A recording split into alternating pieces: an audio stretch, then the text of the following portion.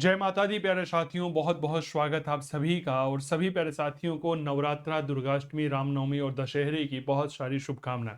इस पावन पर्व पर हम लेकर आए हैं पुराने इतिहास के कोर्सेज से मुक्ति, और हमारे साथ पढ़िए नए, लेटेस्ट और अपडेटेड, पूरे तरह से नए पाठ्यक्रम पर आधारित RPSC first grade assistant professor के लिए बिल्कुल नए और बेहतरीन कोर्सेज। तो इस अवसर पर दुर्गाष्टमी, महानवमी और दशहरे के पावन पर्व पर पहली बार 5 दिवसीय ऑफर आ रहा है, जो 29 सितंबर से लेकर 3 अक्टूबर के बीच में चल रहा है। इतिहास के सभी कोर्सेज पर बहुत अच्छी डिस्काउंट है। सभी कोर्सेज इतिहास के आरपीएससी के नए पाठ्यक्रम के अनुसार रहेंगे। ठीक है, तो फिर अब पुराने कोर्स क्यों पढ़ रहे हो? जब नया सिलेबस आ चुका है तो नया कोर्स पढ़िए, लाइव कोर्स पढ़िए। पूरे राजस्थान में संभवतः नए और लाइव, नए सिलेबस के अनुसार लाइव कोर्स कहीं नहीं मिल रहा, केवल और केवल चंदू सर की क्लास के अलावा। तो यह 29 सितंबर से 3 अक्टूबर तक रहेगा, जिसमें लाइव और रिकॉर्डेड अगर आप कोर्स लेते हैं, फाउंडेशन कोर्स है यह, जो असिस्टेंट प्रोफेसर यूजीसी नेट के लिए। ठीक है, ये बात याद रखिएगा। और आरपीएससी फर्स्ट ईयर के लिए उपयोगी है, केवल 8,599 इसकी प्राइस है। लाइव कोर्स है आरपीएससी फर्स्ट ईयर इतिहास विषय का 5,499 में। कंप्लीट रिकॉर्डेड अगर आप कोर्स लेना चाहते हैं तो यह 4,499 का रहेगा। लाइव कोर्स की एक बात मैं बता दूं, जैसे ही क्लास लाइव कंप्लीट होती है उसके बाद यह क्लास रिकॉर्डेड फॉर्मेट में उपलब्ध हो जाती है। लाइव अलग से टॉपिक स्पेशल बैच है, जो नए टॉपिक जुड़े हैं उनके लिए हमने एक अलग से बैच शुरू किया है, तो आप यह ले सकते हैं 1999 में। तो आज ही गूगल प्ले स्टोर से आप डाउनलोड करिए चंदू सर की क्लास मोबाइल एप्लीकेशन को, और किसी भी प्रकार की असुविधा से बचने के लिए आप 8802060952 जो हमारा मोबाइल नंबर है, इस पर संपर्क कर सकते हैं। इसके अलावा हमारे एप्लीकेशन पर 15 से ज़्यादा ऑनलाइन कोर्स उपलब्ध हैं, चाहे वह लाइव कोर्स हो आरपीएससी फर्स्ट ईयर का, रिकॉर्डेड हो, लाइव रिकॉर्डेड फाउंडेशन कोर्स हो, इतिहास दर्शन का लाइव बैच है, लाइव कोर्स है प्राचीन भारत का, मध्यकाल है, आधुनिक भारत है, विश्व इतिहास है, सेकंड ग्रेड एसएसटी हिस्ट्री है, यूपीटीजीटी हिस्ट्री है, टेस्ट सीरीज है यहाँ पर।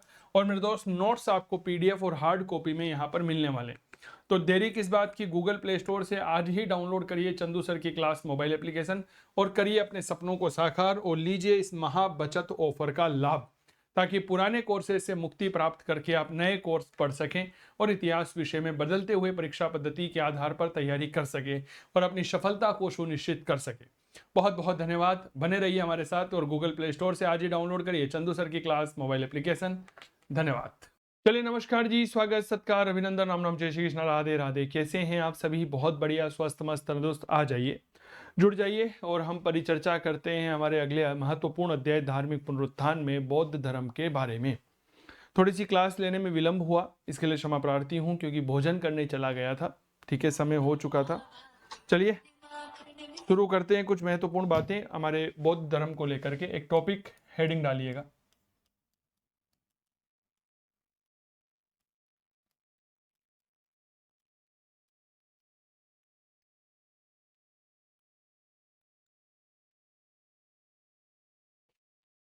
बौद्ध धर्म काफी महत्वपूर्ण अध्याय है, बौद्ध धर्म। और अक्सर यहाँ पे एक सवाल जो है वह बनता ही है, आपको भी पता है ये बात। ठीक है, तो चलिए थोड़ी सी जानकारियाँ साझा करते हैं कि आखिरकार हम जब बौद्ध धर्म को पढ़ने वाले हैं तो इस बौद्ध धर्म में ऐसी कौन कौन सी बातें हैं जो हमें यहाँ पर पढ़नी चाहिए, और वह हमारे दृष्टिकोण से किस लिए उपयोगी बनती है।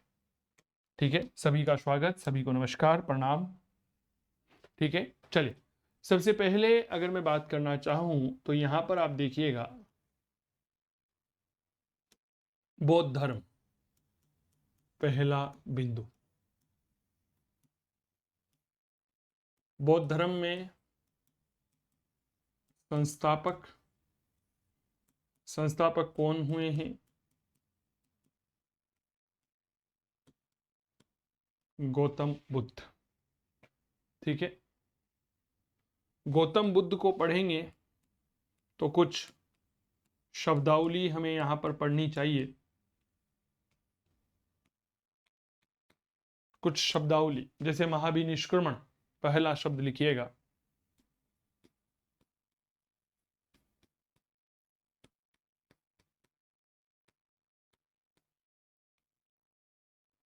महाभिनिष्क्रमण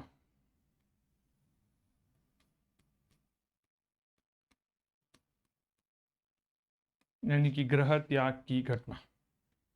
ठीक है, संबोधि ज्ञान प्राप्ति की घटना।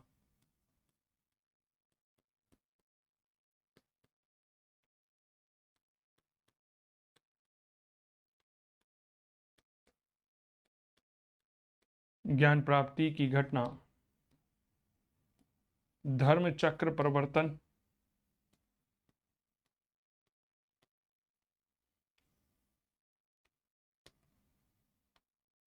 प्रथम उपदेश।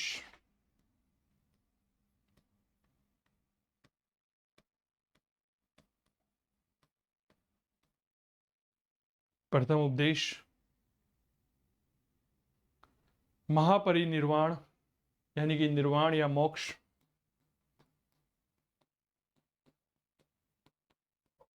महापरिनिर्वाण, इसे निर्वाण कहा जा सकता है, इसे देहांत कहा जा सकता है और इसे मोक्ष कहा जा सकता है। ठीक है, गौतम बुद्ध के बारे में कुछ सामान्य बातें। इसके बाद बौद्ध धर्म की शिक्षाएं व सिद्धांत, दूसरा महत्वपूर्ण बिंदु।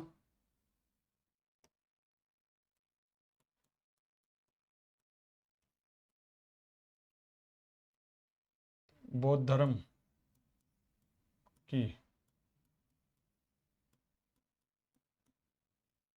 शिक्षाएं व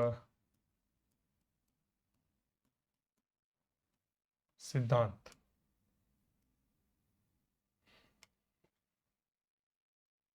ठीक है, फिर बौद्ध धर्म के बारे में जानकारी मिलती है हमें बौद्ध साहित्य से। बौद्ध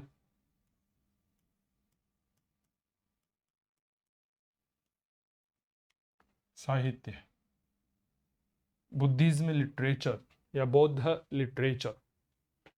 फिर बौद्ध संगीतियां हुई, कुल मिलाकर के 4 संगीतियां हम देखते हैं, इनमें प्रचारक देखते हैं। प्रचारकों में फिर विभाजन हुआ, जिसे हम हीनयान और महायान के रूप में देखते हैं। लिखिएगा, बौद्ध संगीतियां, बौद्ध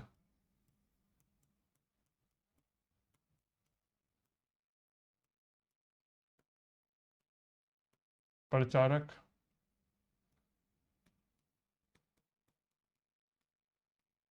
बौद्ध धर्म का विभाजन, हीनयान व महायान।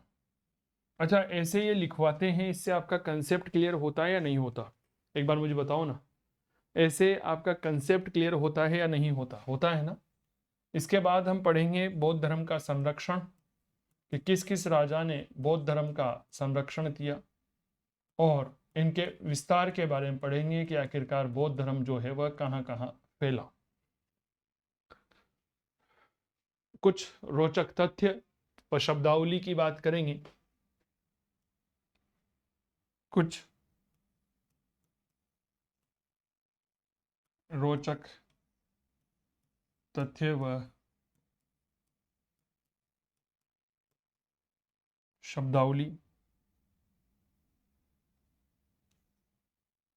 कुछ रोचक तथ्य व शब्दावली, जैसे जैन धर्म के कुछ अन्य तथ्य पढ़े थे, कुछ उस तरह के। संप्रदाय पढ़ेंगे,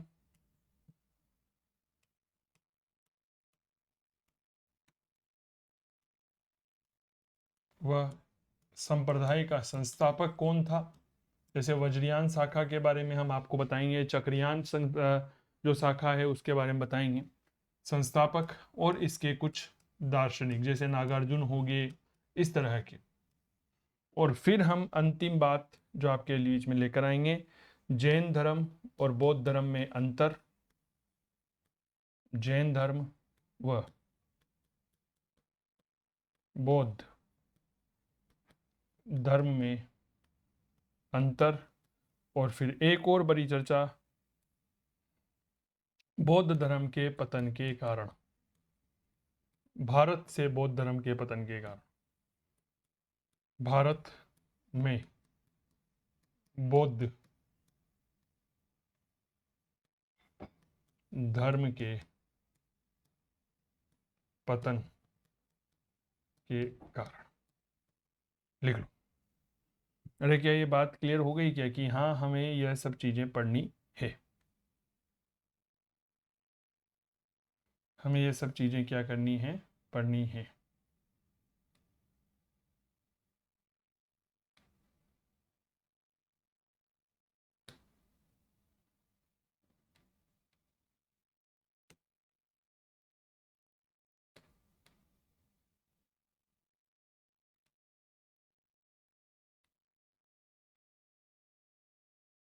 लिख लो, हमें ये सब चीजें पढ़नी है। इससे आपको एक आउटलाइन मिल जाती है कि हाँ भाई हमें ये चीजें जो है ये तो पढ़नी ही पड़ेगी और हमें ये बातें तो जाननी ही पड़ेगी। क्या मैं ठीक कह रहा हूँ क्या?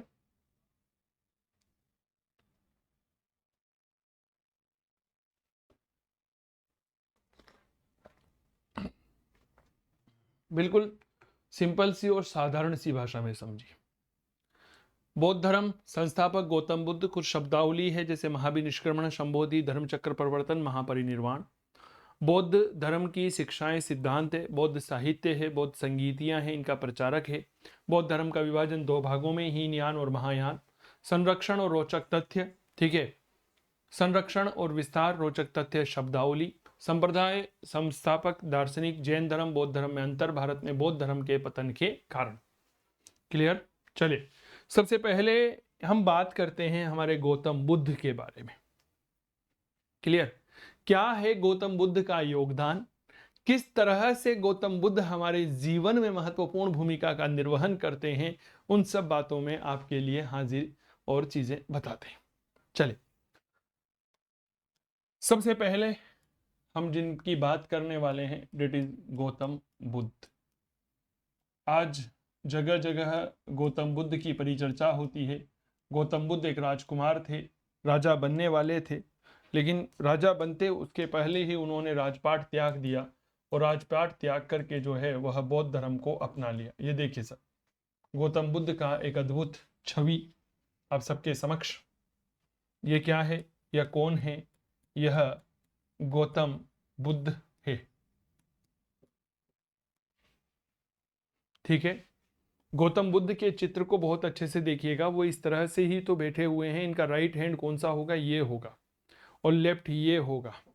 लेफ्ट कंधे पर आप देखेंगे तो कपड़ा आपको नजर आएगा, जबकि लेफ्ट कंधे पर, राइट कंधे पर कोई वस्त्र नजर नहीं आएगा। इसे हम कहते हैं भगवान बुद्ध का दायां कंधा जो है वह अनावृत होता है। ये मैं आपको बताऊंगा। ठीक है, चले तो गौतम बुद्ध के बारे में ये चीजें थोड़ा सा आपको पता होना चाहिए। इनका जो पहला उल्लेख आया है, बहुत अच्छे से समझिएगा, वो कहाँ पर आया है? तो याद रखना, गौतम बुद्ध का पहला उल्लेख आया है चीन के कैंटोन अभिलेख। कभी पढ़ा है आपने कि भाई हाँ गौतम बुद्ध का पहला उल्लेख हमें भारत में कहीं पर भी नहीं मिलता है, गौतम बुद्ध का पहला उल्लेख चीन के कैंटोन अभिलेख में मिला है। ठीक है, तो बताओ भाई इनका जो प्रथम उल्लेख है, यह प्रथम उल्लेख कहां पर आया है? तो याद रखना यह प्रथम उल्लेख आता है चीन के कैंटोन अभिलेख में। चीन के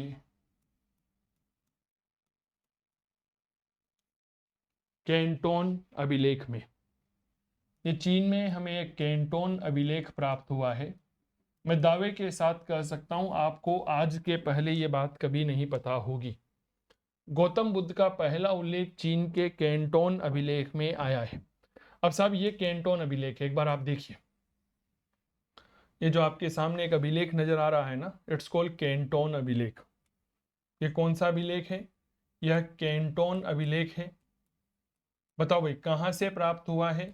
तो यह कैंटोन अभिलेख हमें चीन से प्राप्त हुआ है। कहाँ से प्राप्त हुआ है? याद रखिएगा यह चीन से प्राप्त हुआ है। पहले जानकारी थी क्या? बताओ ना मुझे कैंटोन अभिलेख के बारे में, कि हाँ कैंटोन अभिलेख जो है वही ये होता है, वो होता है, फलाना होता है। नहीं पता होगा, मैं दावे के साथ कह सकता हूँ। बुद्ध जो है, इस बुद्ध का शाब्दिक अर्थ क्या होता है? बुद्ध का शाब्दिक अर्थ होता है प्रबुद्ध। प्रबुद्ध यानी कि ज्ञानवान, जिसमें बहुत ज्यादा ज्ञान हो। लिखिए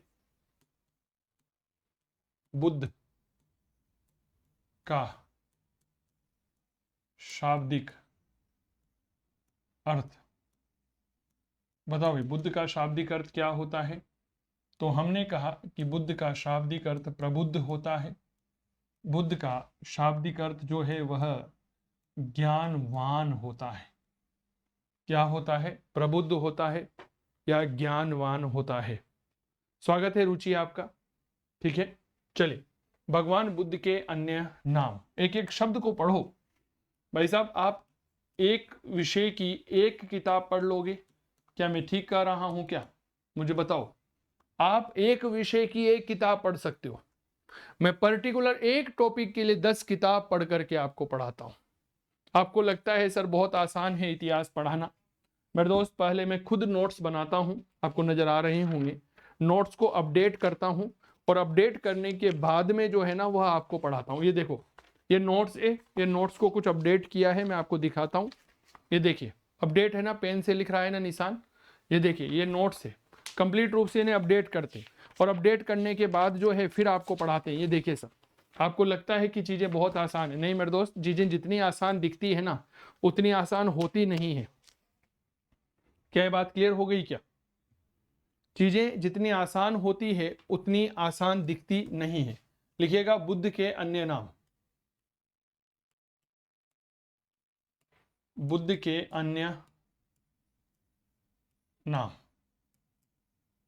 गौतम बुद्ध के और क्या क्या नाम हैं? पहला नाम आता है शाक्य मुनि, नंबर 1 शाक्य मुनि। सम्राट अशोक ने कई सारे अभिलेख लिखे, उसका एक अभिलेख हमें लुम्बिनी से प्राप्त हुआ है, उस लुम्बिनी में हमें यह नाम मिलता है। तो लिखिएगा अशोक के लुम्बिनी अभिलेख में, अशोक के लुम्बिनी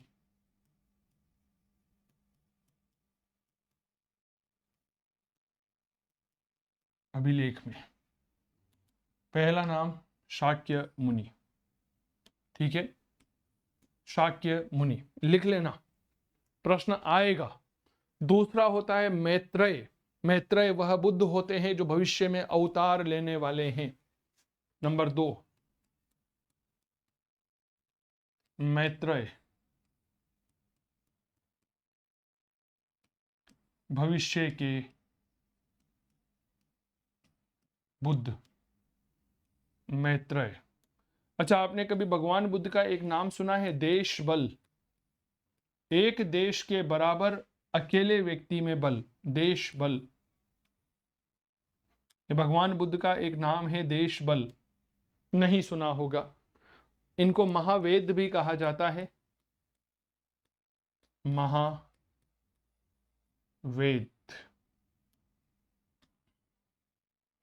महावेद, महावेद।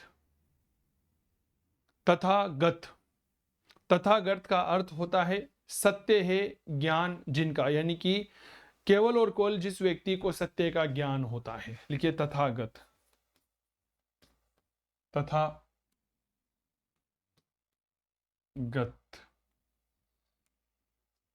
सत्य है ज्ञान जिसका। इसका अर्थ क्या होता है? सत्य है ज्ञान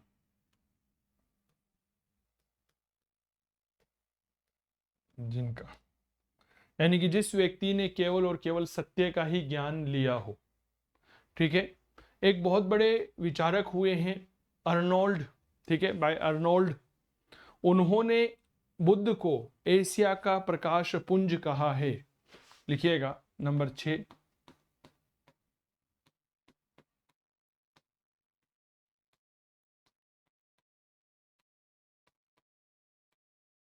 एशिया का प्रकाश पुंज, लाइट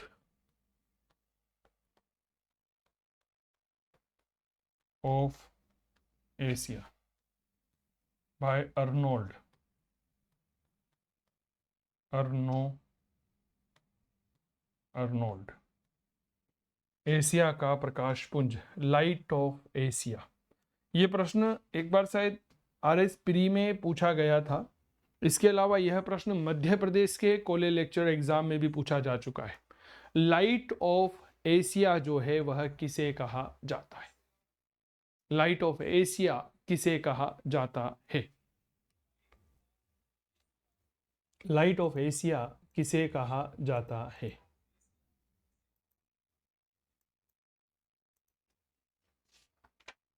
लाइट ऑफ एशिया किसे कहा जाता है?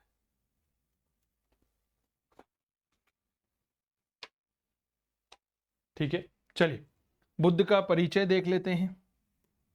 हेडिंग डालिए बुद्ध का परिचय। मैं गौतम बुद्ध को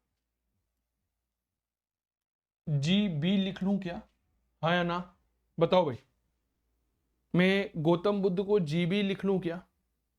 G यानी कि गौतम, B का मतलब गौतम बुद्ध, ठीक है ना, ये ठीक रहेगा। बार बार नाम लिखने की आवश्यकता नहीं रहेगी। पहले तो एक बार तो पूरा लिख लेते हैं, गौतम बुद्ध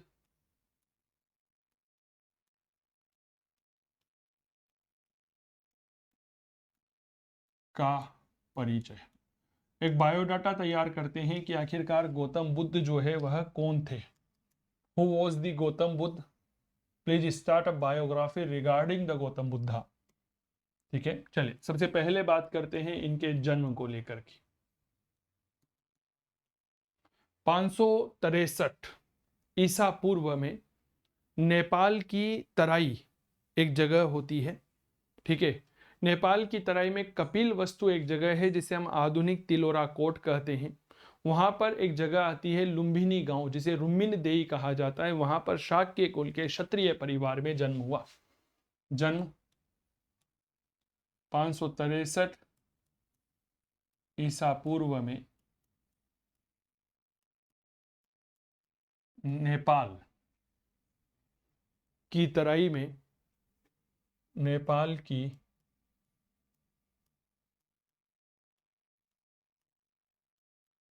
तराई में कपिल वस्तु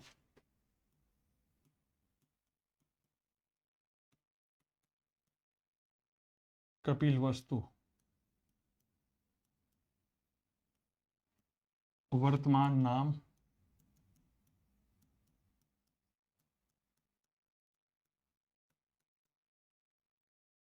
तिलोरा कोट, कपिल वस्तु के समीप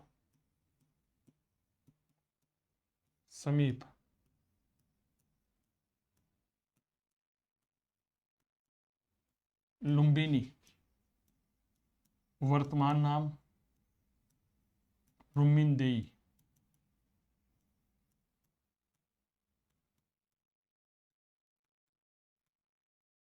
लुम्बिनी में शाक्य कुल, शाक्य, ठीक है, शाक्य कुल के क्षत्रिय परिवार में,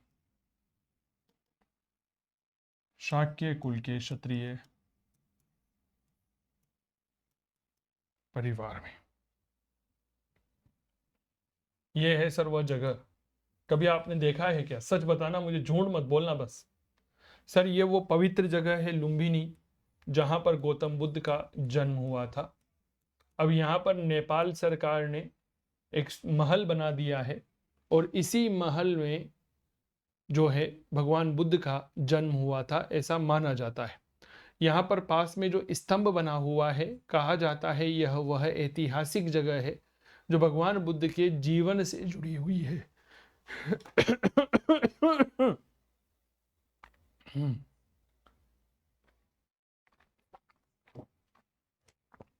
आपने कभी इस तरह से चित्रों में नहीं देखी होगी। 563 ईसा पूर्व में नेपाल में कपिल वस्तु के समीप लुम्बिनी है। लुम्बिनी में शाक्य कुल है और क्षत्रिय कुल का क्षत्रिय परिवार है। इस क्षत्रिय परिवार में इनका जन्म हुआ था। मैं दावे के साथ कह सकता हूं आपने कभी यह नहीं देखा हो। भाई साहब, छोरा पैदा हो गया घर में और इस समय हमारा समाज पितृसत्तात्मक था। पुरुष जो है वह पुरुष का महत्व था। घर में खुशियां मनाई जाने लगी। इनके पिता का नाम शुद्धोधन था, राजा थे वह, ठीक है। तो उन्होंने खुशियां मनाई सर, और खुशियां इतनी जबरदस्त मनाई कि हजारों की संख्या में ब्राह्मणों को बुलाया, और ब्राह्मणों को बुला करके उन्हें लाखों करोड़ों रुपए का धन दिया। सैकड़ों दिनों तक नृत्य और ज्ञान का आयोजन किया गया कि छोरा हुआ है। उन्हीं ब्राह्मणों में 2 ब्राह्मण आए थे सर। ब्राह्मणों को इसलिए बुलाया गया कि छोटे बच्चे को आशीर्वाद दिया जा सके। क्या ये बात क्लियर हो गई? क्या दिया जा सके? आशीर्वाद दिया जा सके। तो 2 ब्राह्मण आए थे, एक का नाम कालदेवल था और एक का नाम कौंडिन्य था। उन्होंने बालक को देखा, बालक को देख करके भविष्यवाणी की। क्या भविष्यवाणी की? कि या तो यह बालक चक्रवर्ती सम्राट बनेगा या फिर महान सन्यासी बनेगा। क्या ये बात क्लियर हो गई? तो जन्म के समय 2 ब्राह्मण कालदेवल और कौंडिन्य ने भविष्यवाणी की कि ये जो बालक तुम्हारे घर पे पैदा हुआ है ना, या तो यह चक्रवर्ती सम्राट बनेगा या फिर महान सन्यासी बनेगा। लिखिए, इनके जन्म के समय, इनके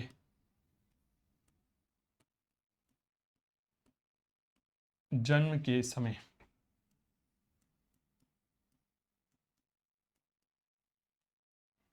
कालदेवल व कौंडिन्य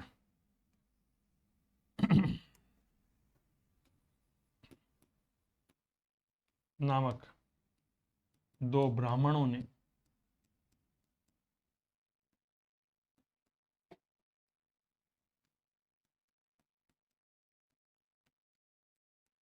भविष्यवाणी की कि यह बालक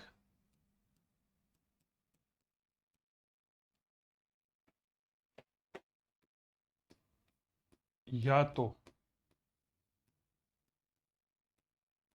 चक्रवर्ती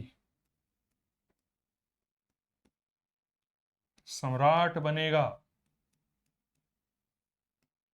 या महान सन्यासी। ये लो भाई साहब। अब साहब जैसे ही भविष्यवाणी की गई, अगर कोई आपके बच्चे के बारे में यह बोल दे कि यह साधु बनेगा, तो भाई साहब गुस्सा तो इतना आएगा ना कि उसी समय उस व्यक्ति की गर्दन जो है उसके धड़ से अलग कर दे।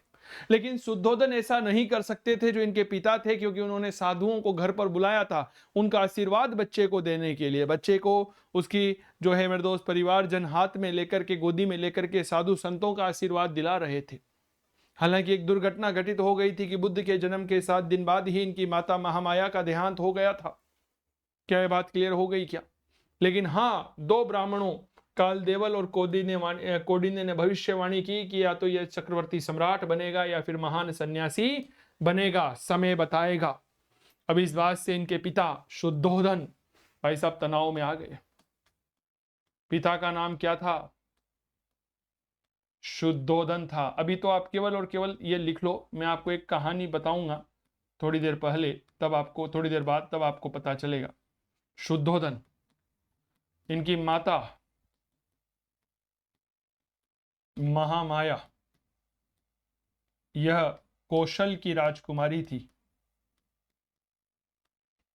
कौशल की राजकुमारी थी यह।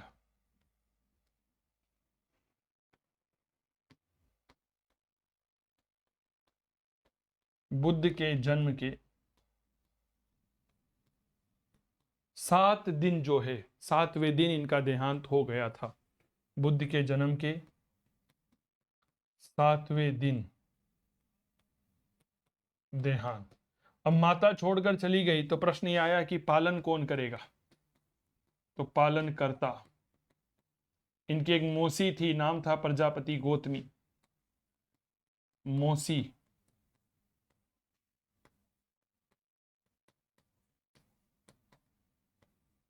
प्रजापति गौतमी, इन्होंने लालन पालन किया। इनका बचपन का नाम रखा गया। बचपन का नाम बताओ क्या था? सिद्धार्थ।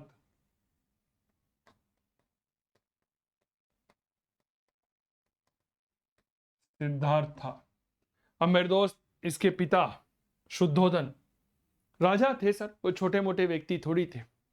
तो इन्होंने कहीं सैकड़ों आदमी इसलिए रख दिए ताकि कहीं पर भी सिद्धार्थ को यह महसूस नहीं होना चाहिए कि उसके मन में एक विचार आ जाए कि अब मुझे संन्यास लेना है।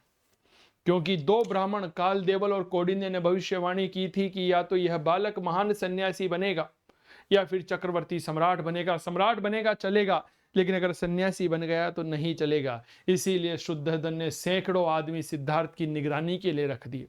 कहीं लोग यहाँ पर खड़े होकर के निगरानी करते, कहीं यहाँ पर, कहीं तालाब किनारे, कहीं खंबे पर खड़े हो जाते और इस बात पर निगरानी रखते कि कोई साधु संत आकर के इस बालक सिद्धार्थ से मिल तो नहीं रहा।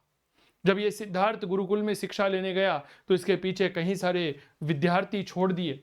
वह विद्यार्थी जो गुप्तचर थे शुद्धोधन के, जो इस बात पर निगरानी रखता कि ये ज्यादा समय गुरु के पास तो नहीं बिता रहा है, कहीं इसके मन में ऐसा ख्याल तो नहीं आ रहा है कि ये साधु बन रहा है।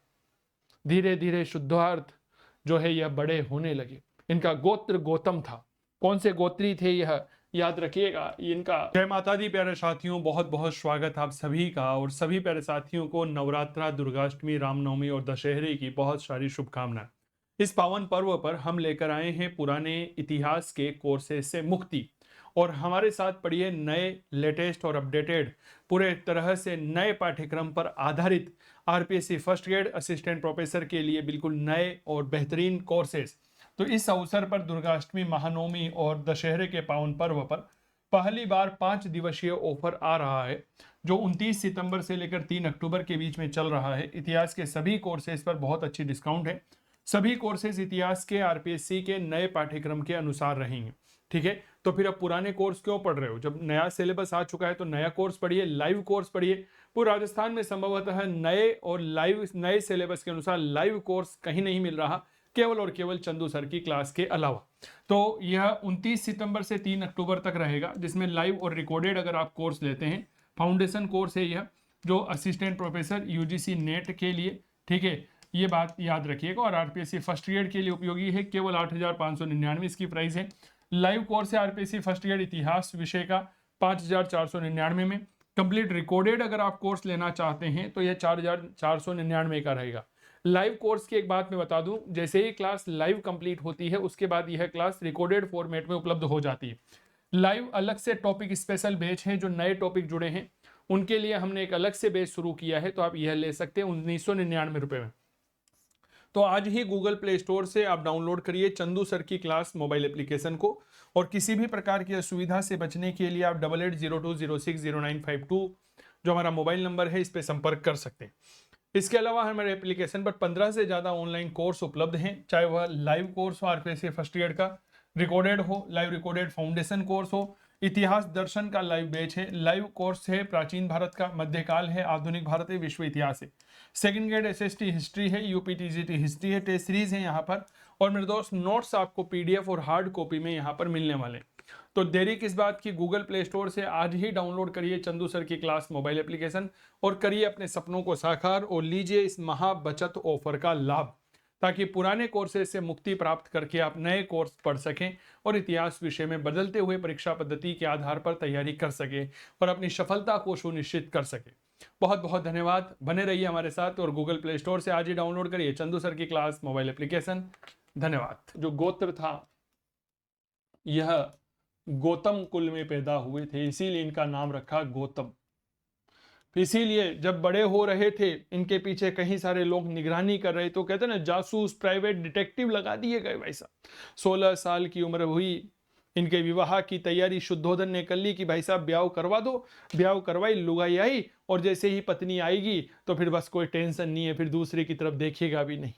पत्नी आएगी, भौतिकता में जकड़ करके रह जाएगा, सांसारिक जीवन में बंध जाएगा, तो फिर विवाह, फिर साधु बनने का विचार नहीं आएगा। इसीलिए 16 साल की उम्र में ही मेरे दोस्त इसका विवाह कर दिया गया यशोधरा से।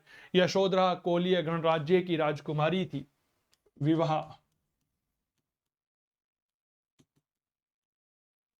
सिद्धार्थ के 16 साल के होने पर, या सीधा लिख लो 16 साल की उम्र में, 16 वर्ष की उम्र में कोलीय गणराज्य की राजकुमारी, कोलीय गणराज्य की राजकुमारी।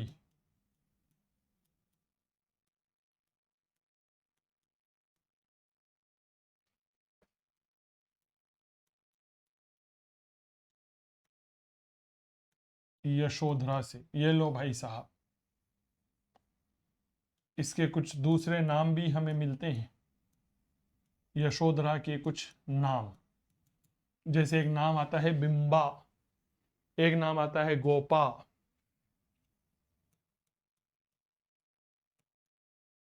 बिंबा, गोपा। अब भाई साहब भगवान बुद्ध यानी कि सिद्धार्थ सांसारिक बंधन में बंध गए। इनके पिता शुद्धोधन को लगा कि भाई साहब अब तो इसके मन में जो है ना साधु बनने का विचार आएगा ही नहीं, क्योंकि ये तो सांसारिक बंधन में बंध गया। जैसे ही साधु बनने का विचार आएगा, पत्नी यशोधरा जो है वह संभाल लेगी। अब ठीक है ना, हे मुझे छोड़ के कहाँ जा रही हो, मैं कोलीय गणराज्य की राजकुमारी थी, यहाँ तुम्हारी साध्वी बनने के लिए थोड़ी आई थी, पत्नी बनने के लिए यहीं रहो। भगवान सिद्धार्थ के मन में विचार आता, सिद्धार्थ कहता मैं जाना चाहता हूं, मैं राजा बनना नहीं चाहता, मैं साधु। क्या बोले, बैठ जाओ, सिट डाउन, बैठ जाओ। शादी हुई है, अभी तो हम वंश वृद्धि करेंगे, 12 साल हो गए शादी को। तो 28 वर्ष की उम्र में इनके एक बेटा पैदा हुआ, नाम था राहुल। ठीक है, चलिए इनका पुत्र लिखिए। 28 वर्ष की उम्र में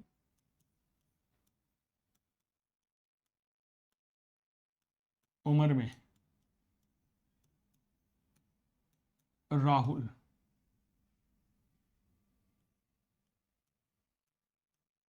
इसका अर्थ लिखो बंधन। राहुल का अर्थ क्या होता है, बंधन होता है। ठीक है, अब सुनो सर, मध्य रात्रि का समय रहा होगा। भगवान बुद्ध की उम्र इस समय 28 वर्ष हो चुकी थी। इनकी पत्नी जो यशोधरा थी वह गर्भ अवस्था से गुजर रही थी, प्रसव पीड़ा चल रही थी। रात्रि का लगभग 12 साढ़े 12 बजे का समय था। अंदर महल में यशोधरा की प्रसव पीड़ा चल रही थी और बाहर जो गार्डन बना हुआ था, महल का गार्डन मैंने आपको दिखाया, ये जो गार्डन बना हुआ था, इस गार्डन में यहीं पर बेंच लगी हुई है, ये बेंच नजर आ रही होगी, अंदर महल है। महल के अंदर प्रसव पीड़ा चल रही थी। यशोधरा के पति यानी कि सिद्धार्थ अर्थात गौतम बुद्ध बाहर बैठे हुए थे, विचलित अवस्था में थे, ऐसे चक्कर लगा रहे थे, क्या होगा क्या होगा क्या होगा। तभी अचानक से कान में किलकारी की आवाज गूंजी। इनको लगा भैया मार्केट में प्रोडक्ट लॉन्च हो गया।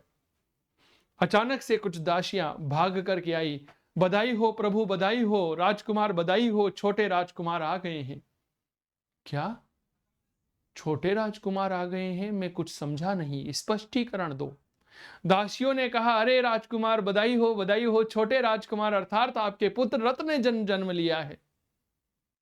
क्या पुत्र रत्न हुआ है, मेरे बेटा हुआ है। इनको अचानक से धक्का लगा। अब कल्पना में जाइए एक बार, इनको अचानक से धक्का लगा, ये क्या हो गया, मैं अब तक स्वतंत्र था, अब बंधन में बंध गया। अब मैं पहले कहीं भी आ जा सकता था, अब नहीं आ सकता। अब जिम्मेदारियां बढ़ गई है। इन्होंने इसीलिए अपने पुत्र का नाम रखा राहुल, जिसका शाब्दिक अर्थ होता है बंधन। क्लियर हो गई। इनका एक बहुत प्यारा सा घोड़ा था जिसे कंदक कहा जाता था। इनका एक सारथी था जिसे छंदक कहा जाता था, और इसी को चाण भी कहते हैं। अब मैं आपको एक छोटी सी कहानी और सुनाता हूं, आप समझिएगा। भाई साहब, कोई व्यक्ति अगर घर से बाहर ही नहीं निकला हो, ठीक है, तो वो व्यक्ति अचानक से अगर घर से बाहर जाए तो उसे सब तरफ जो है वह काफी अच्छा अच्छा नजर आएगा या नहीं आएगा, मैं आपसे पूछना चाह रहा हूं। बिल्कुल आएगा। भगवान बुद्ध के जन्म के समय दो ब्राह्मण सन्यासियों ने, कालदेवल और कौंडिन्य ने यह भविष्यवाणी की थी कि या तो यह बालक महान चक्रवर्ती सम्राट बनेगा या फिर ये बालक जो है क्या बनेगा, महान सन्यासी बनेगा। तभी से इनके पिता ने इनके ऊपर निगरानी रखना शुरू कर दिया था, दुनिया की तमाम तरह की सुख सुविधाएं इनके महल में उपलब्ध करवा दी थी। कहीं भी जाते तो 50 आदमी इनके साथ जाते कि ये अकेला नहीं जाएगा, कहीं इनके मन में सन्यासी बनने का विचार नहीं आ जाए। जब ये महल में थोड़े बड़े होने लगे, पत्नी थी इनके, ठीक थी, लेकिन इनके पास हजारों की संख्या में दास दासियां रख दी गई और हजारों की संख्या में दास दासियों को स्पष्ट निर्देश दिया गया कि भैया तुम्हें इतना सज धज करके रहना है, इतना बन ठन करके रहना है कि दुनिया भर की सुख सुविधाएं इनको प्रदान करनी है। ये सिद्धार्थ यानी कि गौतम बुद्ध जैसा चाहे उनको ऐसा मिलना चाहिए। क्या ये बात क्लियर हो रही है कि एक बार कमेंट कर दो यार। ये इनको जैसा चाहिए ना वैसा ही मिलना चाहिए। इनको कभी भी ऐसी कमी महसूस नहीं होनी चाहिए कि मेरे पास ये नहीं है, मेरे पास वो नहीं है। नहीं, तुमको सब कुछ देना है, बन ठन करके कभी दुख का एहसास नहीं होने देना है। ये बात याद रखना। सुबह उठते तो गौतम बुद्ध के पैरों के नीचे मखमली कालीन बिछा हुआ रहता, वहीं पर 10 नौकर हमेशा तैयार खड़े रहते, कोई चीज की आवश्यकता ही महसूस नहीं होने दी इन्हें। प्रत्येक सुख सुविधाएं इन्हें देने लगे। इनके बेटा हो गया सर। और मैंने क्या कहा, जब दासियां बेटा होने का समाचार लेकर के आई तो इनको बहुत धक्का लगा। मैंने कहा या नहीं कहा, फटाफट से हाँ या ना का जवाब। मैंने कहा और इन्होंने कहा मैं बंध गया हूं, मैं बंधन में आ गया हूं। अब मैं पहले स्वतंत्र था, यत्र तत्र सर्वत्र जा सकता था, अब नहीं जा सकता। तो रात को नींद नहीं आ रही थी। यशोधरा पास वाले कमरे में सो रही थी और इनकी सेवा के लिए कई सारी दास दासियां वहां पर थी। रात्रि का लगभग 2 ढाई 3 बजे का समय था। भगवान बुद्ध की अचानक से निद्रा खुली तो देखते हैं कि इनके चारों तरफ जो दास दासियां बन ठन करके रहा करती थी, अच्छे अच्छे कपड़े पहना करती थी, और दास दासियों के बाल बिखरे हुए हैं। मेकअप यानी कि सुंदरता का जो वातावरण है वह हटा हुआ है। ठीक है, आप कल्पना करें अगर कोई जो है मेकअप कर ले और मेकअप करने के बाद उसका मेकअप उतर जाए तो वो कैसी लगेगी या कैसा लगेगा। तो दास दासियों का मेकअप उतर चुका था, कपड़े बिखरे हुए थे, बाल बिखरे हुए थे, बड़े भयानक नजर आ रहे थे। जिस कमरे में साफ सफाई हुआ करती थी वह अव्यवस्थित था। यह तो प्रकृति के द्वारा रचाया गया एक खेल था जिसमें सिद्धार्थ को गौतम बुद्ध बनना ही था। वह घड़ी आ गई थी। ये उठे रात्रि में 2 ढाई 3 बजे के आसपास। इन्होंने आसपास का दृश्य देखा, ये बड़े व्याकुल हो गई। ये क्या हो गया? क्या ये वही दास दासी है जो मेरे सामने बन ठन करके रहते थे? क्या ये वही कमरा है, यही वही कक्ष है जो कभी बहुत सुंदर लगता था? दुनिया की सारी सुख सुविधाएं यहाँ पर थी, आज ये सुख सुविधाएं मुझे चुभ रही है। ये दास दासियां जो है मुझे पसंद नहीं आ रही है। यह क्या हो गया? यह तो अलौकिक से पारलौकिक हो गए और यह मेरे बस की बात नहीं है। अचानक से इनको दुख हुआ। इन्होंने अपने सारथी छंदक से कहा कि फटाफट से रथ तैयार करो, हम नगर भ्रमण में जा रहे हैं। सिद्धार्थ पहली बार नगर भ्रमण में गए। प्रातः के 5 साढ़े 5 बज गए थे और जब ये नगर भ्रमण में गए तो इन्होंने 4 दृश्य देखे। मेरे दोस्त बताओ कितने दृश्य देखे थे? याद रखिएगा, 4 दृश्य देखे। सबसे पहले इन्होंने एक वृद्ध व्यक्ति को देखा। यह वृद्ध व्यक्ति कुछ ऐसा था मेरे प्यारे साथियों जिसकी कमर झुक चुकी थी, ठीक है, और वह चल रहा था। जो उसकी त्वचा थी उस त्वचा में झुर्रियां पड़ चुकी थी। वह चमक उसकी त्वचा में नहीं थी। इसने यानी कि गौतम बुद्ध ने यानी कि सिद्धार्थ ने अपने सारथी छंदक से पूछा, क्योंकि ये तो कभी बाहर ही नहीं निकले थे। छंदक से पूछा कि है छंदक, यह कौन है जिसकी कमर झुक चुकी है, हाथ में लाठी है, जुर्रियां पड़ चुकी है? यह कौन है, मैं जानना चाहता हूं। छंदक ने कहा कि हे प्रभु, यह वृद्ध व्यक्ति है, बूढ़ा हो चुका है, अब इसका यौवन निकल गया है। भगवान बुद्ध के माथे पर ललाट पे चिंता की लकीरें आ गई। भगवान बुद्ध ने छंदक से पूछा, क्या मैं भी बूढ़ा होऊंगा? छंदक ने कहा, प्रभु, हे मेरे ईश्वर, हे मेरे अन्नदाता, जिसने भी जन्म लिया है उन सबको बूढ़ा होना पड़ेगा। गौतम बुद्ध उस बुजुर्ग व्यक्ति को देख करके अपनी कल्पना करने लगे कि एक दिन मैं भी ऐसा हो जाऊंगा। थोड़ा आगे बढ़े, निराशा का माहौल छा चुका था। इनको एक बीमार व्यक्ति दिखा, खांस रहा था, कोढ़ की बीमारी से पीड़ित था, बुरी तरह से परेशान व्यक्ति था। फिर भगवान बुद्ध के माथे पर चिंता की लकीरें आई। बोला, अब ये कौन है? छंदक, मुझे बताओ। छंदक ने कहा, हे माई बाप, यह बीमार व्यक्ति है, शारीरिक पीड़ा से ग्रसित है। भगवान बुद्ध के माथे पर फिर लकीरें। बोला, क्या मैं भी बीमार होऊंगा? छंदक ने बहुत चतुराईपूर्ण उत्तर दिया, प्रभु मैं कुछ कह नहीं सकता। बहुत से व्यक्ति ऐसे होते हैं जो बीमार नहीं होते और बहुत से ऐसे होते हैं जो बीमार होते हैं। अब मैं आपके भविष्य के बारे में क्या कहूं? ये लो सर। भगवान बुद्ध फिर चिंता मग्न हो गए कि ये क्या हो रहा है। थोड़ा आगे बढ़े तो इनको एक मृत व्यक्ति दिखाई दिया, या हम ऐसा कह सकते हैं एक अर्थी दिखाई दी, जिसने मरे हुए व्यक्ति को शमशान लेकर जाया जा रहा था। सब लोग रो रहे थे, रोने का दृश्य था। अद्भुत नजारा प्रकृति ने इन्हें दिखाया। छंदक से फिर पूछा कि भाई ये क्या है, मुझे बताओ। छंदक ने कहा कि हे प्रभु, यह व्यक्ति है, यह मर गया है और इसके परिवारजन अब इसे शमशान में लेकर के जा रहे हैं, वहां इसको जला देंगे। जलाने के बाद स्नान कर करके वापस घर की ओर आ जाएंगे। भगवान बुद्ध ने पूछा, क्या मैं भी मरूंगा? छंदक ने कहा, प्रभु इस संसार में जिसने भी जन्म लिया है उसका मरण निश्चित है, आप और हम सब मरेंगे। हमारे परिवारजन भी इसी तरह हमें छोड़ने जाएंगे, हमें जलाने जाएंगे और जला करके स्नान करेंगे, हमारे राख को नदी में प्रवाहित करेंगे, मरना निश्चित है। भगवान बुद्ध के माथे की जो लकीरें थी वो 4 गुना हो गई। ये क्या है? जिन परिवारजनों के लिए मैं अपना जीवन यापन कर रहा हूं, ये मुझे मारने के बाद और मुझे जलाने के बाद स्नान करेंगे। ओ माय गॉड, क्या हो गया? थोड़ा आगे बढ़े, चिंता में डूबे हुए थे, तभी प्रकृति ने, तभी ईश्वर ने इन्हें एक ऐसा दृश्य दिखाया कि इनके चेहरे पर हल्की सी मुस्कान आ गई। एक प्रसन्न मुद्रा में सन्यासी दिखाया, जो राम राम हरे कृष्णा कृष्णा कृष्णा हरे कृष्णा कृष्णा कृष्णा हरे हरे, इस तरह का वक्तव्य गा रहा था। बड़ी प्रसन्न मुद्रा में था, भजन कीर्तन करते हुए आगे बढ़ रहा था। भगवान बुद्ध ने पूछा, क्या मिला भैया? चौथा दृश्य याद रखना, प्रसन्न सन्यासी मिला। भगवान बुद्ध ने फिर अपने सारथी छंदक से पूछा कि हे छंदक, बता भाई ये कौन है अब जो इतना प्रसन्न होकर के आगे जा रहा है? छंदक ने बड़ी सुंदर बात कही कि हे प्रभु, यह कोई और नहीं है, यह प्रसन्न एक सन्यासी है, जिसने अपने आप का जीवन ईश्वर को समर्पित कर दिया। इसने सुख दुख सबका त्याग कर कर ईश्वर का अपना लिया है और ईश्वर के साथ अपना साक्षात्कार कर लिया है। यही सब कुछ है। यहीं पर सिद्धार्थ के मन में पहली बार आया कि अब मैं सन्यासी बनूंगा। मैं क्या बनूंगा? अब सन्यासी बनूंगा मैं, अब ग्रह घर छोड़ दूंगा। यही वह 4 दृश्य थे जिसने सिद्धार्थ को गौतम बुद्ध बनने के मार्ग की ओर अग्रसर किया, प्रेरित किया, मोटिवेट किया। ठीक है, चलिए आगे लिखते हैं। अब ग्रह त्याग, घर छोड़ने की घटना। 29 साल की उम्र हो गई थी भगवान बुद्ध की। 29 वर्ष की उम्र में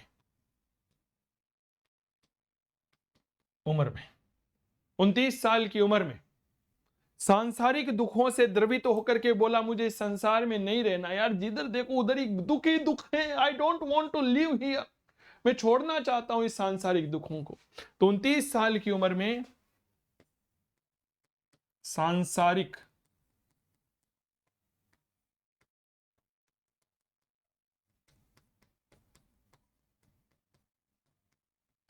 दुखों से द्रवित होकर ग्रह त्याग कर दिया। बताओ कितने वर्ष की उम्र हो चुकी थी? 29 वर्ष की। ठीक है, आगे लिखिए। ग्रह त्याग की यह घटना क्या कहलाती है पता है आपको? महाविनिष्क्रमण कहलाती है। ग्रह त्याग की यह घटना महाविनिष्क्रमण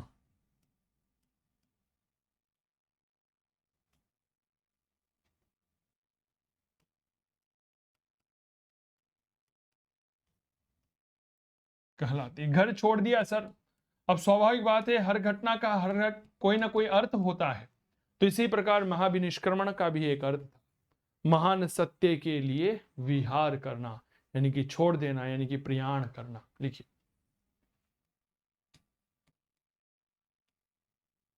महान सत्य की खोज के लिए विहार या प्रयाण करना। ग्रह त्याग की घटना क्या कहलाती है? महाविनिष्क्रमण कहलाती है। भगवान बुद्ध ने अब सांसारिक दुखों से द्रवित होकर के घर छोड़ दिया कि मुझे नहीं रहना, मुझे उस प्रसन्न मुद्रा में वाले सन्यासी की तरह बनना है और जीवन की सांसारिकता का त्याग कर करके जीवन की वास्तविकता को अपनाना है और मुझे देखना है कि सत्य क्या है। What was the reality? सत्य क्या है? What is the reality? अब देखो, कोई भी व्यक्ति घर छोड़ता है तो एक गुरु के पास जाने की कोशिश करता है। ठीक है, घर छोड़ा। घर छोड़ने के बाद में सिद्धार्थ वैशाली पहुंचे। वैशाली में सांख्य दर्शन के आचार्य हुआ करते थे आलार कालाम, उनसे। और इसके बाद वह राजगृह में योग दर्शन के आचार्य रुद्धक रामपूत से ज्ञान प्राप्त करने का असफल प्रयास किया। देखिए, ग्रह त्याग के बाद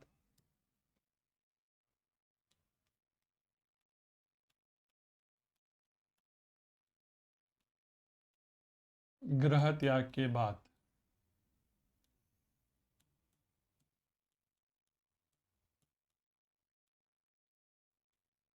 सिद्धार्थ ने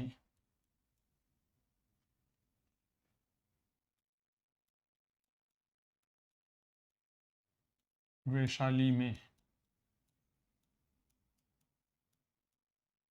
सांख्य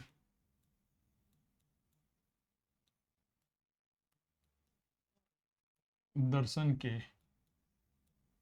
आचार्य रुद्रक रामपूत व राजगृह में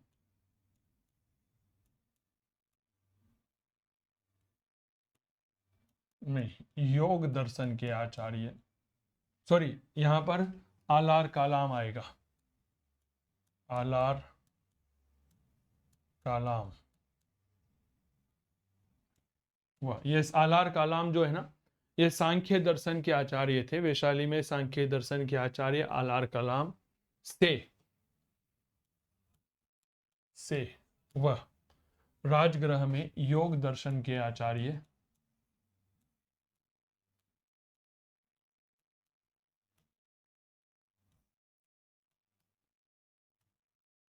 रुद्रक रामपूत से ज्ञान प्राप्त करने का ज्ञान प्राप्त करने का असफल प्रयास किया। सांख्य दर्शन के आचार्य आलार कालाम, योग दर्शन के आचार्य रुद्धक रामपूत, लेकिन दोनों ही भगवान बुद्ध की जिज्ञासाओं को शांत नहीं कर पाए।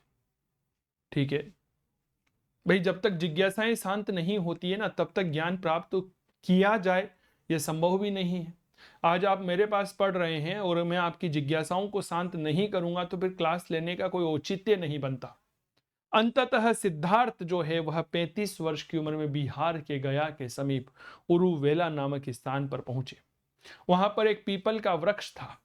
उस पीपल के वृक्ष के नीचे फल्गु पुनपुन या निरंजना नदी के किनारे वैशाख पूर्णिमा को ज्ञान इन्होंने प्राप्त किया।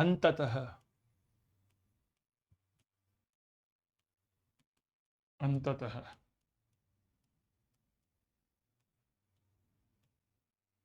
सिद्धार्थ ने 35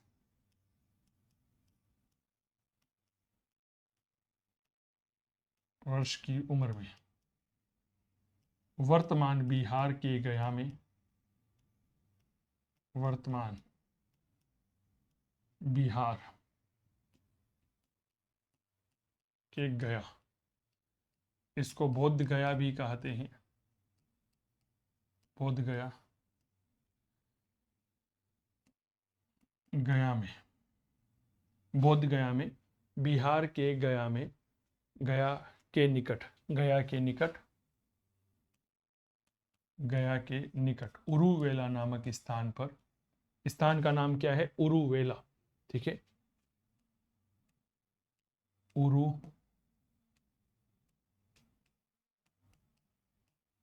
उरुवेला नामक स्थान पर निरंजना या पुनपुन, नदी के नाम बता रहा हूं, निरंजना है, पुनपुन है, और इसी को फल्गु नदी भी कहते हैं। फल्गु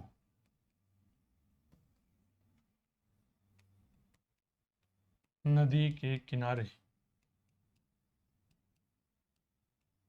किनारे पीपल के वृक्ष के नीचे, भगवान महावीर को कौन से वृक्ष के नीचे ज्ञान प्राप्त हुआ था, कमेंट करेंगे आप। पीपल के वृक्ष के नीचे, वृक्ष के नीचे, पीपल के वृक्ष का नाम क्या था, अश्वत्थामा वृक्ष।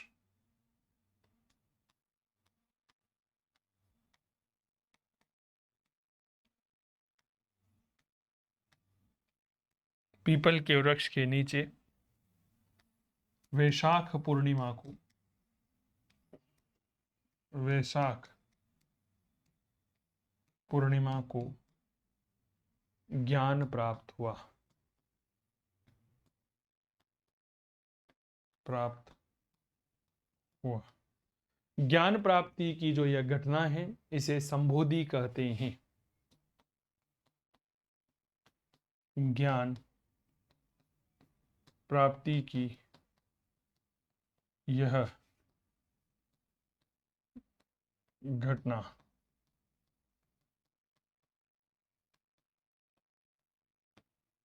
संबोधि, इसका अर्थ क्या होता है, वास्तविक ज्ञान। संबोधि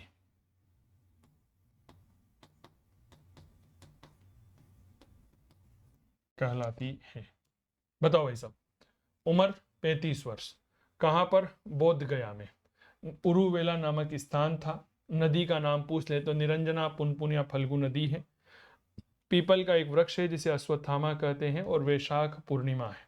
इस दिन ज्ञान प्राप्त हुआ था। ज्ञान प्राप्ति की यह घटना क्या कहलाती है, ज्ञान प्राप्ति की यह घटना मूल रूप से हमें संबोधि कहलाती है। ये वो पीपल का वृक्ष है, आप देख सकते हैं, ठीक है, ये पीपल का ऐतिहासिक वृक्ष जिसका एक एक पत्ता बड़ा पवित्र माना जाता है, ठीक है, ये पीपल का वह ऐतिहासिक पेड़ जो आपके समक्ष नजर आ रहा होगा, यही वह ऐतिहासिक जगह है जिसके नीचे भगवान बुद्ध को ज्ञान प्राप्त हुआ था। आज आप देखिए, इस पेड़ के नीचे हजारों की संख्या में बौद्ध भिक्षु जो है वह आते हैं और शिक्षा ग्रहण करते हैं। यह पेड़ गिर रहा है, इसीलिए इसकी सुरक्षा के लिए जो है वह सपोर्ट लगाए गए हैं ताकि यह गिरे नहीं।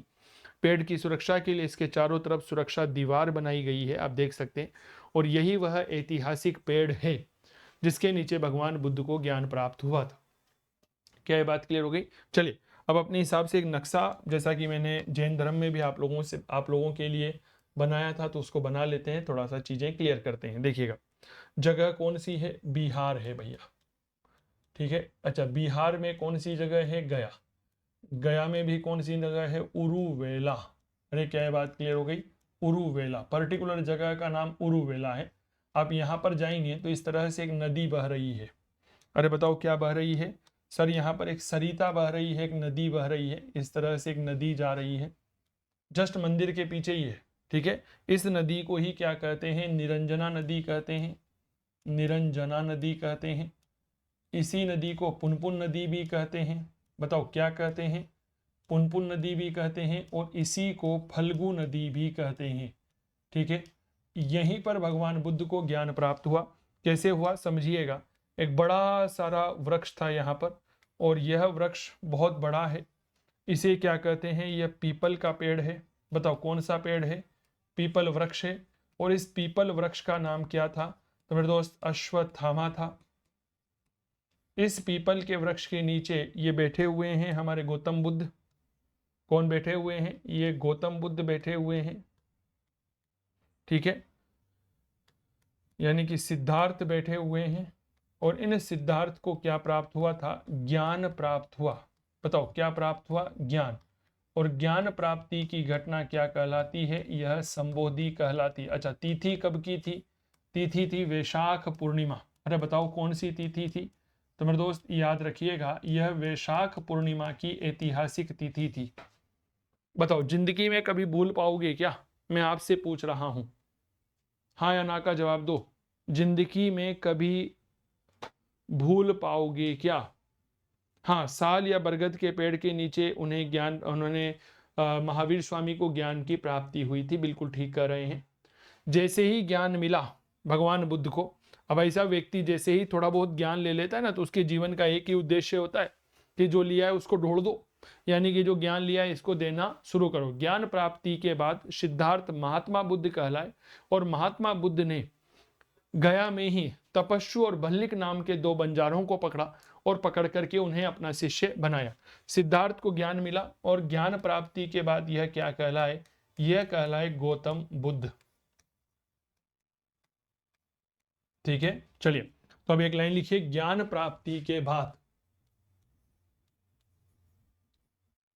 एक मिनट को अगर यहां पर मिल जाए, यहां पर लिख लो, लिखिए ज्ञान प्राप्ति के बाद, ज्ञान प्राप्ति के बाद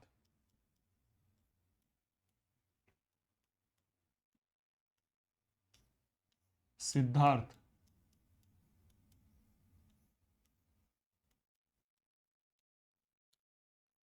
गौतम बुद्ध कहलाए। क्या कहलाए? गौतम बुद्ध। गौतम बुद्ध ने ही सबसे पहले गया में ही तपस्सु और भल्लिक नामक बंजारों को अपना शिष्य बनाया। गौतम बुद्ध ने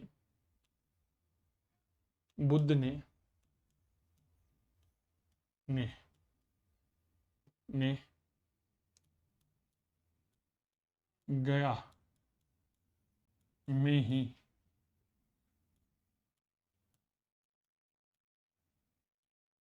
तपस्सु व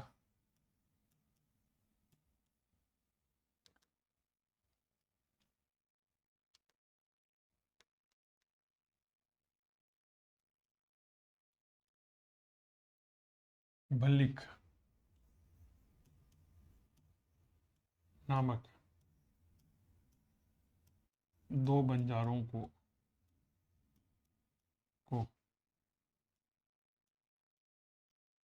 अपना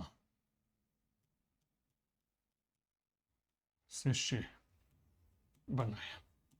सबसे पहले दो बंजारों को उन्होंने अपना शिष्य बनाया। वो नहीं होता कि जैसे मान लो आप मुझसे पढ़कर गए तो आपके घर में जो छोटे बच्चे उनको बुला लो, इधर ले, मैं तुझे आज बौद्ध धर्म के बारे में बताता हूं, मैं समझ में आ गई क्या बात?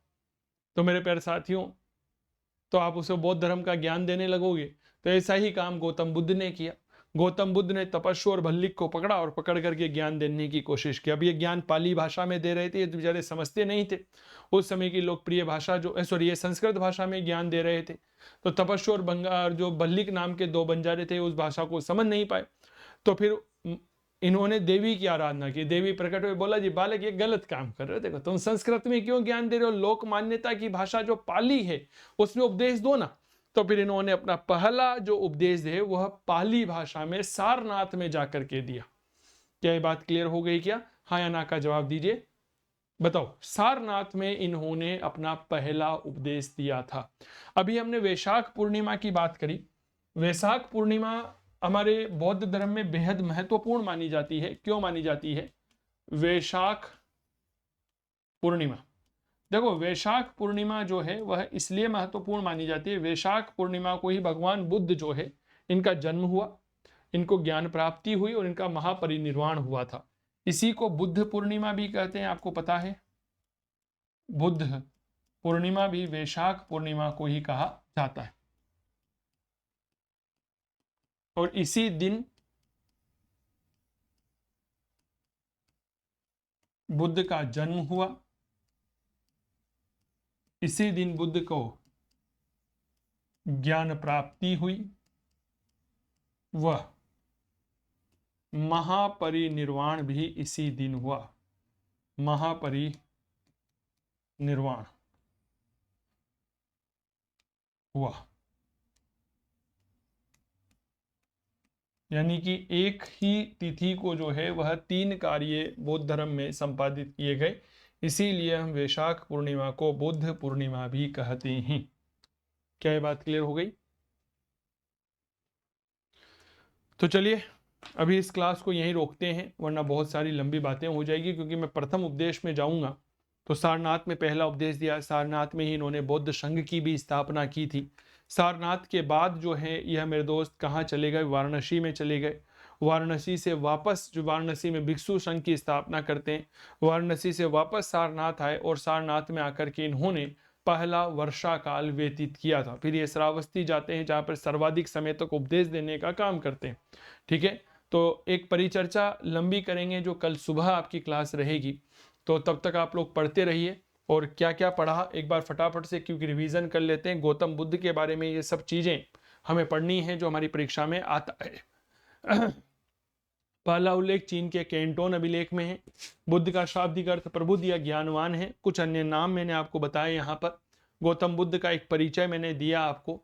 फिर विवाह 4 दृश्य बताए, ग्रह त्याग की घटना के बारे में मैंने बताया।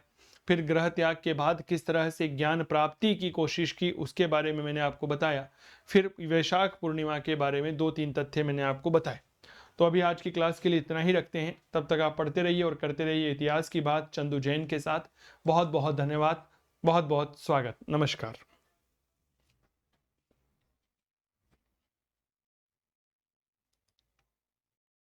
जय माता दी प्यारे साथियों, बहुत बहुत स्वागत आप सभी का, और सभी प्यारे साथियों को नवरात्रा, दुर्गाष्टमी, रामनवमी और दशहरे की बहुत सारी शुभकामनाएं।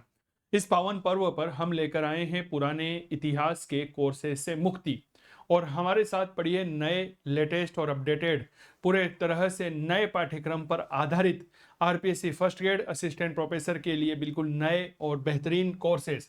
तो इस अवसर पर दुर्गाष्टमी, महानवमी और दशहरे के पावन पर्व पर पहली बार 5 दिवसीय ऑफर आ रहा है, जो 29 सितंबर से लेकर 3 अक्टूबर के बीच में चल रहा है। इतिहास के सभी कोर्सेज पर बहुत अच्छी डिस्काउंट है। सभी कोर्सेज इतिहास के आरपीएससी के नए पाठ्यक्रम के अनुसार रहेंगे। ठीक है, तो फिर अब पुराने कोर्स क्यों पढ़ रहे हो? जब नया सिलेबस आ चुका है तो नया कोर्स पढ़िए, लाइव कोर्स पढ़िए।